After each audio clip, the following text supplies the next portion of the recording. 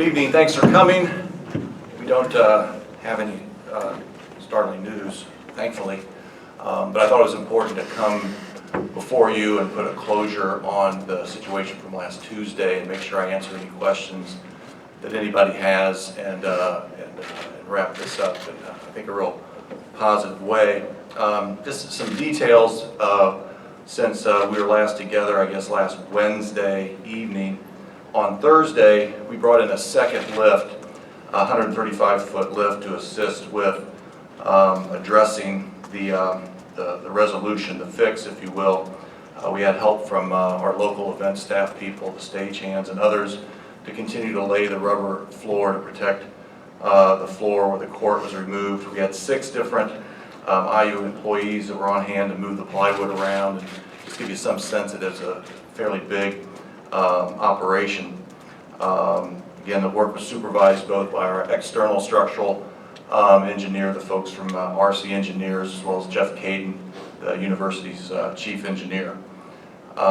Basically, the fix that we utilized involved 2 key pieces. One is, as we started to understand and shared with you on Thursday, those metal plates were not purely ornamental. They served a secondary purpose of helping to hold the panels of the side, the walls, if you will, up. They weren't the primary method of holding those up. They were a secondary function of that, but significant enough that the engineers thought that they needed to stay in place. So what the engineers did was take down each one of those panels, 60 in all, so 15 in each corner, took them down, inspected them, and drilled 4 additional holes. So previously each panel had 4 holes, now each panel has 8 holes, and they were put up there in a reinforced way. While the panels were having the holes drilled in them, we essentially cut down or shaved down the top of the panels, which were a little uneven, a little bit like your fingers might be, shaved them down to an even level, probably about 2 inches generally across the board. And so what that does is, in future snow events, even as heavy as the one that produced this situation or heavier, the roof should not, or the roof should not come down to the point where it touches the top of those panels. But even if it does, with the reinforced nature of the way the panels are secured, even if it would come down, which we don't believe it will, it won't have the result of popping them off. So we've sort of a double protection on that. The engineer has declared the building safe for occupancy. Either you have or soon will have a letter from RC Engineers to that effect, which they issued us on Friday.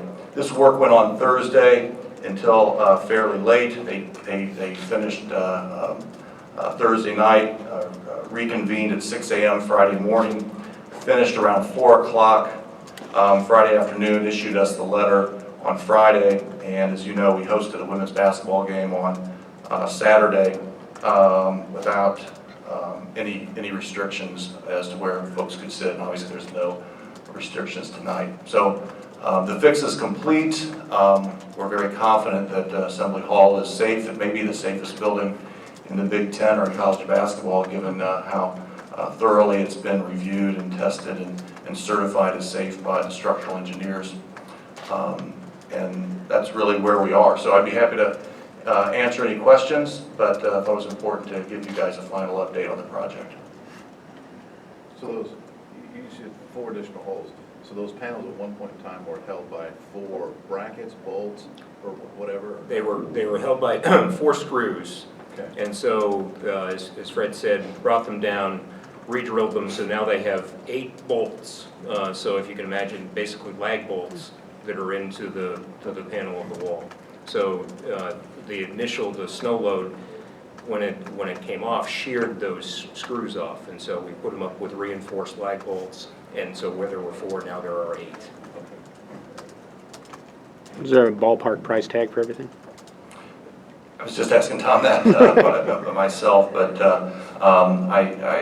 don't have the final numbers in, and I think I'll not speculate on what it's going to cost, but frankly, it's comparatively modest costs, mostly in labor. There wasn't a lot of other additional materials. But the really important thing in here is that we didn't have, a human toll. And so we just count ourselves fortunate, thankful, and all these other things we have to manage on rescheduling games and paying engineers and paying overtime to our guys who literally worked around the clock is something very manageable.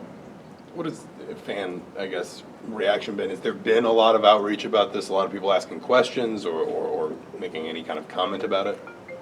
Yeah, I think, I mean, you guys would probably know the answer to that better than I do. I don't monitor the media maybe as closely as you might, but I think the general response has been, thrilled that tragedy was avoided, realize how horrible it could have been.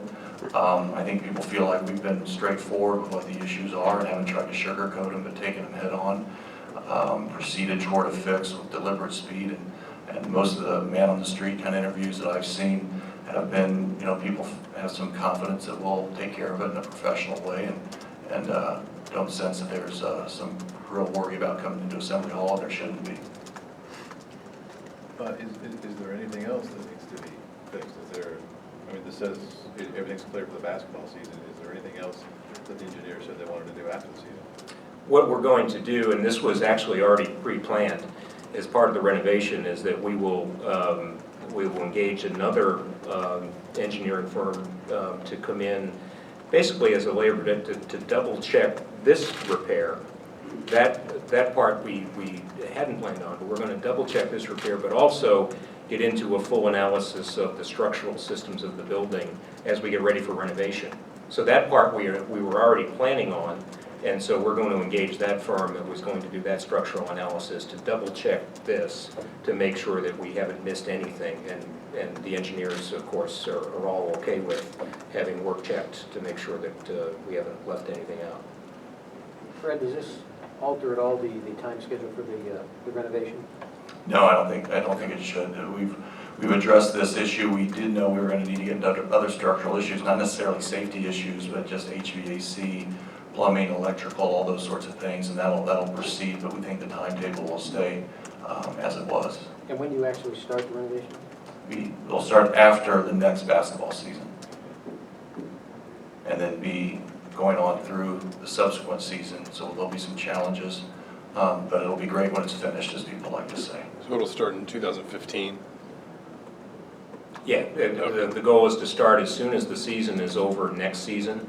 So March of 2015, we will go through that entire season as a construction site, as Fred said, and then finish up in the summer of 16. That's the schedule at the moment. So nothing about this event really impacts that at all. Anything else, guys? Yeah. Fred, I have a question. Are you paying the extra expenses for Iowa to come back over here, like flight or anything?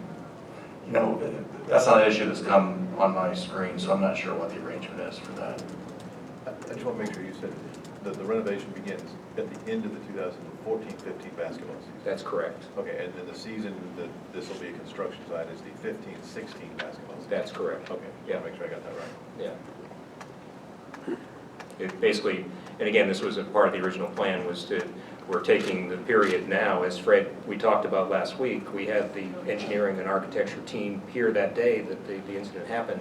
That was the kickoff meeting, so they will be working on design through this coming year and all the drawings that go with that, and then we will likely bid the project during the middle of the next basketball season. So is it accurate to say the design phase is already started? Oh, absolutely, yes. Okay. Again, ironically, it started the day that this happened. We were having our kickoff meeting with the architects and engineers. It proved actually, a fortuitous event because they were here to help us assess it immediately. Just to go back to the repairs real quick, you said that it was just basically adding lag bolts to reinforce. So is it just essentially for materials, sending someone to the hardware store to pick up a couple lag bolts? Again, Fred and I were just talking about this.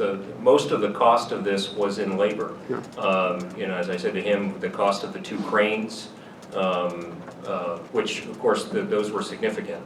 But the labor to deal with the floor, the labor to put the things up there, yeah. But in terms of equipment and the repair, it's lag bolts. Yeah. Okay.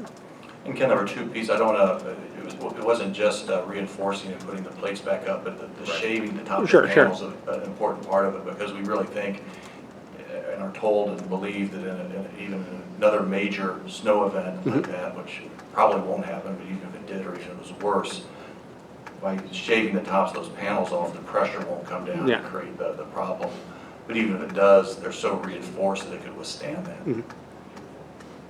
Okay, Fred, thank you very much. Anything else, guys? All right, thanks so much, appreciate it.